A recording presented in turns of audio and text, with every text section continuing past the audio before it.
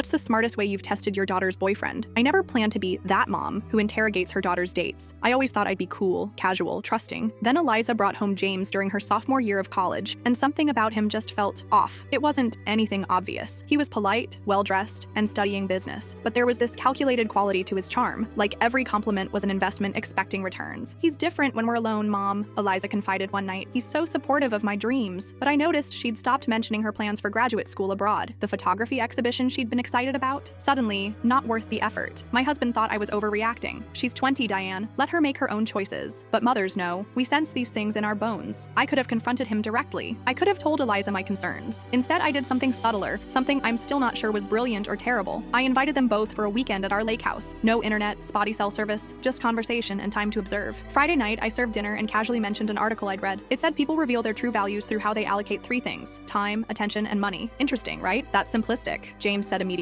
People are more complex than that. Maybe, I replied, but I found it surprisingly accurate. Throughout the weekend, I created small situations to watch those allocations. I left my wallet in town during our lunch outing. Who would offer to pay? I brought up Eliza's photography dreams. Who would change the subject? I asked for help with dishes. Who would volunteer? The most revealing moment came Saturday night. We played board games, and I noticed how James subtly undermined Eliza's confidence with little comments. Are you sure about that move? That's not how you usually play. Nothing overtly mean, just constant doubt-seeding. When Eliza stepped outside to take a rare call from her friend, James leaned forward. Mrs. Carter, I actually wanted to talk to you about Eliza's career plans. I think she's being unrealistic about photography. I'm trying to guide her towards something more stable. That's interesting, I said, keeping my voice neutral. She's been passionate about photography since she was 12. Passions don't pay bills, he replied with a chuckle that made my skin crawl. On Sunday morning, I found Eliza alone on the dock. I sat beside her, our feet dangling in the cool water. Mom, she said quietly, do you think I'm wasting my time with photography? I took a deep breath. Do you think you are? She stared at the water. James says, I'm not asking what James says. I'm asking what you think. Tears welled in her eyes. I don't know anymore. I put my arm around her. When you were 16, you told me you'd rather make beautiful things than safe choices. Has that changed? The conversation that followed wasn't about James directly. It was about her, her dreams, her values, her voice. I didn't tell her what to do. I just held space for her to remember who she was. 2 weeks later, she called to tell me they'd broken up. He wasn't who I thought, she said simply. 6 years later, Eliza runs her own photography studio. She's engaged to someone who helps hang her gallery shows and brags about her talent to strangers.